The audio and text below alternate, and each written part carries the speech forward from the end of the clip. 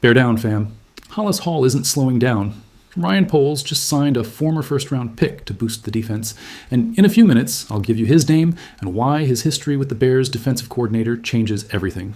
Meanwhile, Ben Johnson shuffled Braxton Jones, Kieran Amagaji, and Jedrick Wills on the offensive line right when Caleb Williams needs more protection than ever. And we're closing with 2 injuries hitting the offense: Tyson Bagant and Kyle Monangai. Just days before week 1. Monsters of the Midway. Stick around till the end. Okay, this is what we were asking for since July, although probably not the way we pictured it. The Bears are signing Marcus Davenport, a former first-round pick out of New Orleans, and I want to explain why this name matters more than it looks on the surface. Let us go through the full context, because there is a story here most people are skipping past. Davenport was picked in the first round of the 2018 draft by New Orleans. He spent 5 seasons there under Dennis Allen, who was the defensive coordinator for the Saints back then, and is the defensive coordinator for the Bears today. In those 5 years, Davenport put up 21.5 sacks. That is not an explosive number, but it is the mark of a player who, when healthy, generated real pressure. After New Orleans, his career got complicated. He spent 1 year in Minnesota, where he only played 4 games. Then he signed with Detroit and had 2 injury-riddled seasons. Although this report from CBS Sports reporter Matt Zenitz confirms he was a starter for the Lions last year, with 43 career starts, 165 career tackles, and 25 total sacks. That last part matters because it means, despite all the physical setbacks, Davenport was still a starter in an NFL defense just months ago. And here is the connection, I think, is the juiciest part of this whole story. Davenport overlapped with Ben Johnson in Detroit. So this is not a blind signing. This is a player the Bears head coach has already seen up close, that the defensive coordinator already coached for half a decade, and who arrives to a system where he does not need to adjust from scratch. That, to me, is worth more than any spec sheet. Now let me be honest about what Davenport is not. He is not the star edge rusher fans have been asking for since March. He is not going to single-handedly fix the pass rush problem this team has been dragging around. The Lions bet big on him, thinking they could fix him into the perfect complement for Aiden Hutchinson. And the reality is that when he was healthy, he did play well, but he rarely stayed healthy long enough for that bet to fully pay off. Chicago is making the same bet, with expectations correctly set lower this time. But I want to put this in the context of what we already saw from the Bears' defensive line this camp, because that is where the signing really starts to make sense. Dayo Odeyingbo and Austin Booker have been rotating opposite Montez Sweat throughout training camp. Both started the preseason game Saturday against Cleveland, and here is the part that worries me. Neither one recorded a single pressure, and both played limited snaps before exiting the game. That is not a small sample you can wave off. It is a sign that Sweat's running mate is, right now, still a question mark. Behind them in the rotation are Daniel Hardy, who is mostly a special teams contributor, and Jamri Chroma, who did have a strong showing against the Browns. And keep an eye on this name because Shamar Turner, last year's second-round pick, is still on the PUP list recovering from a torn ACL. So Chicago does not just need a complement for Sweat right now. It needs real depth for when Turner eventually returns and for when, inevitably, someone else gets hurt along the way, because that has been the pattern of this entire camp so far. My honest opinion on this move, it does not excite me, but it settles me a little. There is a difference. This is not the signing that makes you yell at the screen. This is the signing a general manager makes when he looks at his roster, sees a real hole, and decides to fill it with the kind of low-risk, moderate-ceiling player who probably ends up giving you somewhere between 4 and 6 sacks over 16 games if he stays healthy. And honestly, after watching Ryan Poles' pattern with medically risky contracts, Odeyingbo, Jarrett, Bryant, Gordon, I get why this time he went with a familiar name from inside the building instead of chasing another big name on the open market. And here's something maybe nobody else is saying out loud, man. Signing a 30-year-old with an injury history is not a just-in-case decision. It is a we do not have a better option right now decision. When you look at the entire edge rusher room outside of Montez Sweat, the real depth behind him still comes down to guys who have not proven anything consistent on an NFL field. That worries me more than the Davenport signing settles me. You can stack 10 low-risk moves, and if none of them actually pans out, the structural problem is still sitting right there. I hope I am wrong here, because if Davenport gives Chicago even half of what he gave New Orleans under Dennis Allen, this rotation gets genuinely better, and it did not stop there. Along with Davenport, the Bears are also signing cornerback Deantre Prince, according to reporter Aaron Wilson. Prince had already worked out with the team weeks ago during camp, and now the signing is official. He is a former 5th-round pick of the Jacksonville Jaguars, and he brings speed to a secondary that, honestly, is on fire right now. Look at the injury list back there. Kyler Gordon is still out with a calf injury with no clear return timeline. Tyreek Stevenson has not been seen at practice in nearly a week with no official explanation. Kobe Bryant and Xavier Woods have also gone through the training room this camp. When you have that level of attrition in the secondary just days before week 1, any extra NFL-tested body is welcome, even if it is a rotational player. Listen closely here, because this connects directly to what is coming next. This signing is not an isolated move where they just decided to reinforce the defense for no reason. It is the reaction of a front office watching injuries pile up in real time, in the secondary, on the defensive line, and as you're about to hear, on offense too, and responding with veteran patches, because at this point in the calendar, there is not much of another option left. All right, here is the part where Ben Johnson did something on Tuesday that, if you are Kieran Amegadjie or Jedrick Wills, probably did not sit well with you. Let us get into the details because the order of events matters here. For most of training camp, Kieran Amegadjie and Jedrick Wills were rotating at left tackle behind Braxton Jones, and they even started sharing first-team reps after Jones got hurt. Meanwhile, Theo Benedette had been working on the right side. That was the setup. On Tuesday, Johnson announced a change. Here's exactly what he said before practice. They are going to make a couple of changes at left tackle. Braxton Jones is back taking reps with the ones, and Theo Benedette is moving to the left side to get some reps with the twos there. Amegadjie and Wills, meanwhile, are now working the right side with the twos.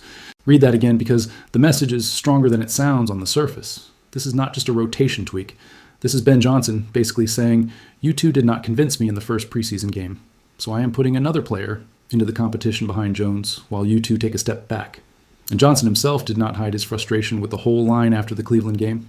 He said, word for word, the trench play has to be evaluated on film from behind, but that overall the quarterbacks got hit more than he would like, with Tyson Bagent in the first half and pressure felt on Case Keenum and Miller Moss in the second half too. He added that the run game was spotty. Those are not the words of a satisfied coach. Now, here's the other piece that makes this moment even more interesting. Ozzie Trapilo. The 2025 second-round pick was activated off the PUP list on Sunday and is already back at practice, although in a limited capacity. And honestly, this is simply remarkable if you sit with it for a second. This kid tore his patellar tendon in January. We are talking about one of the most brutal injuries a lineman can suffer, with a recovery that normally takes 9 months or more, and here he is, 7 months later, already on the field. Johnson was careful with the details, saying Trapilo has his own timeline, but he did not hide that they feel good about where he is physically, or else they would not have brought him off PUP. I am going to be honest with my read on this, and I want it clear this is an opinion, not something confirmed by anyone at Hollis Hall. I think Ben Johnson's real plan is for Braxton Jones to start week 1 if Trapilo is not ready, and this whole Tuesday shakeup is, at its core, a way to generate real competition behind Jones, while they figure out whether Amegadjie, Wills, or even Trapilo himself earns a bigger role as the season goes on. I could be wrong. But when a coach moves pieces this fast after just one preseason game, it is usually because he did not like what he saw and wants more options on the table. And here is something we cannot ignore. Neither Amegadjie nor Wills had a particularly impressive showing in that first game. Neither one locked down the job, and with Trapilo coming back, with Braxton Jones effectively back as the starter, and with Theo Benedette now also in the left side conversation, the Bears' tackle room suddenly has 5 names, competing for, realistically, 3 or 4 spots on the final roster. That means one of these players, most likely Amegadjie or Wills, is in real danger of not making the team when the cuts happen. Think about this from the whole roster's perspective. This team has an open contention window with Caleb Williams. There is no room for sentimentality with old draft picks if they are not producing on the field. And the offensive line, being the position that protects the franchise's most important investment, is exactly where Ryan Poles and Ben Johnson can least afford to settle for good enough. Watch how this connects to what you just heard about the defense. In the last 48 hours, the Bears are tightening bolts on 2 different fronts of the roster at the same time. Reinforcing outside with Davenport and Prince because what they had was not enough, and reorganizing inside on the offensive line because what they saw Saturday was not convincing either.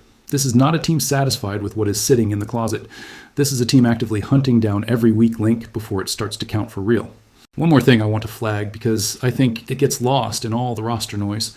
Left tackle protects a quarterback's blind side, and this front office just spent 2 seasons building the whole offense around Caleb Williams staying upright and confident in the pocket. If Chicago goes into week 1 with a left tackle situation this unsettled, that is not a small technical detail. That is a risk sitting directly on top of the most valuable asset this franchise has. I'm not saying panic.